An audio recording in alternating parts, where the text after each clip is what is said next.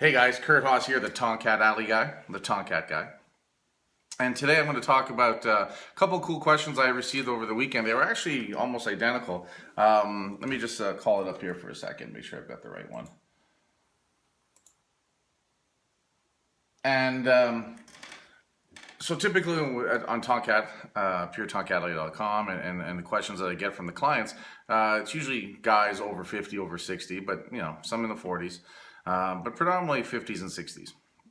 However, lately I've been getting a lot of a lot of guys contacting me that are in their early 30s. And for example, over the weekend, like I said, I got these two emails that are almost identical. And I'll read this one. It goes, "What's up, Curd? Here's what's going on. I'm 33 years of age, 5'7", 165 pounds, and I've been feeling, with all respect, shitty. No energy, moody, tired, anxiety, just wore out mentally and physically. Went to the doctor for a physical. They did blood work. When my labs came back, my free testosterone was down to 178. It's looking like TRT for me, but that's not what I want to do if at all possible. Will Tongkat help me?" So, that's one of the reasons why he's contacting me. So, TRT, testosterone replacement therapy. So, basically, for lack of a better word, putting you on, low-level steroid doses and stuff to basically add testosterone to your body, bypass your own production. So increase your available testosterone for a little bit, but not really dealing with the problem of your body not producing it the way it should, especially in your 30s. So when reading through a couple of things jump out. One of the big ones was, when typically our T levels drop suddenly or drop at a young age, again at 47, and a lot of guys 50 and 60s, 33 is a young age. And one of the big reasons is, what we do for livings has changed, our lifestyles have changed. When I talk more with these individuals, I'm finding out, typically they work at a desk, they have an office job, they're at a computer, they're programmers. Basically, they're doing jobs that are stressful but aren't physical. And one of the things why the body will maintain a certain amount of testosterone is because of the physical endeavors that our bodies put through. So if we're not physically active, especially the way we were designed to be, for thousands of years, and over the last 100 years or so, with the Industrial Revolution, many of us aren't working those physical jobs. So what's happening is the need for testosterone to be present is dramatically dropped. However, that also has a whole lot of negative side effects for the rest of our body and the other systems as well.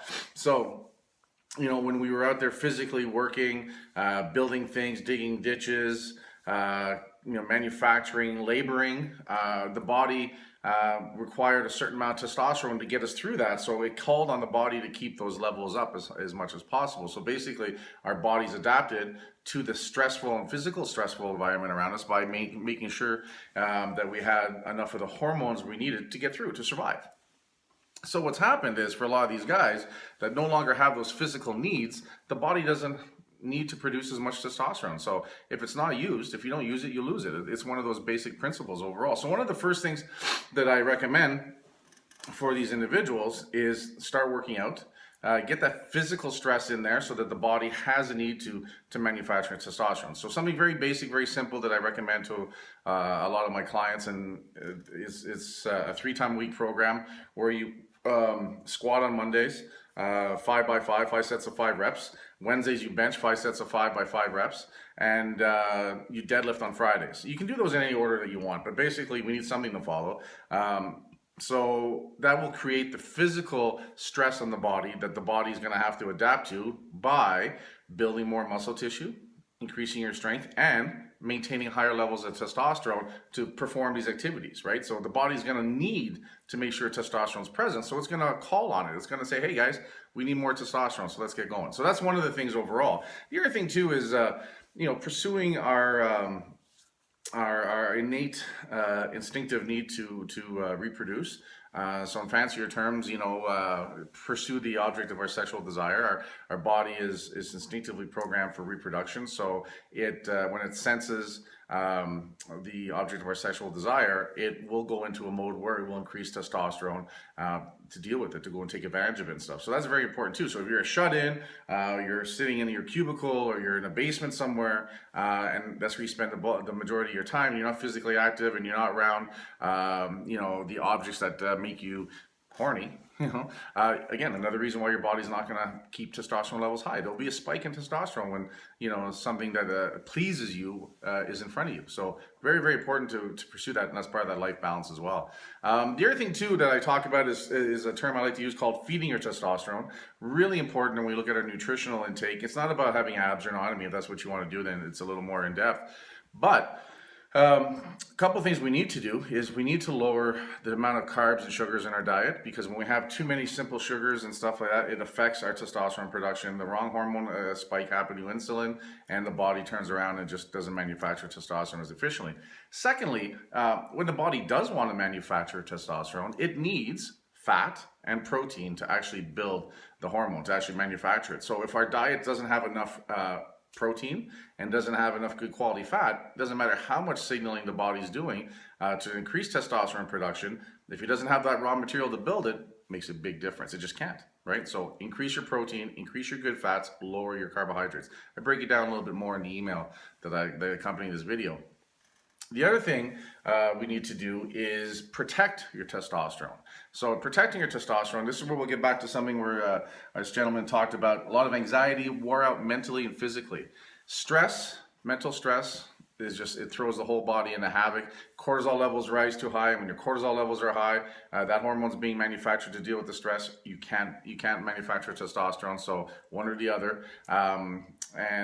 Also the body has to deal with a lot of alcohol, right? Anxiety, alcohol, stuff like that. That's another thing. But bottom line is, we need to get rid of that mental stress. Mental stress is the worst part of it all overall. So go back to our first thing we talked about, again, physically more active and to increase testosterone. The other side effect of working out 2, 3, 4 times a week and getting some of that stress out physically is that it also brings down the mental stress. It gives you a release. It gives you a place to get rid of it. It gives you an area to channel that, if you will. Come out after a great workout and working hard and stuff, you're going to feel good. And one of the reasons is the endorphin rush, the hormone produced in the brain after intense physical activity. So the body just feels good. It feels like it accomplished a lot, but it gets rid of a lot of that mental stress as well, and it purges it, and that'll bring your cortisol levels down as well. And if we can bring our daily cortisol levels down, we're under less stress. Our bodies will optimally feel a lot better and produce more of the other hormones that we want to produce, including testosterone overall. So we need stress down, protect the body. So limit your stress. It's not easy. I mean, we don't realize how stressed we are until we get into a situation like this. So how do we deal with it? Working out, meditating, breathing, reading, relaxing, just realizing that we're under stress and going out and finding ways to clear our mind. Go for a walk, get rid of it, deal with it, and remove some of that stress. Is this stress in our body, in our lives, that we can remove, right? Is it an environment we can change? Maybe something as simple as dealing with a couple issues that have been bothering you. It might be something more dramatic about changing where you work, what you do, your life parameters and stuff. Might be something big. Who knows, right? Everyone's got their own thing, but you got to deal with it. You got to make it work and stuff for yourself. But don't kid yourself. That stress, huge impact overall on testosterone production. And then if you get those 3 things going, the next thing that'll make a big difference, obviously, is going back to the original question, is will Tongkat Ali help? So in using something like Tongkat Ali, we're definitely going to help on signaling the body to produce more testosterone more often. So let's make sure that the hormones can maximize themselves by the fact that you're feeding the body properly. Something I also I recommend for a lot of guys that are under 50 that are going to get back into training is DAA, or Aspartic Acid. Another great product that helps increase testosterone, but it really helps on the performance side of things as far as physicality, as far as training, exercising, and recovery. So if you're under 50 and you're going to start working out, or you've been working out and you want to see an improvement, stacking the Tongkat Ali, the 100 to 1 to start is great. And then taking Aspartic Acid, it's a powder form. You take it twice a day. You take it at the same time you take the Tongkat.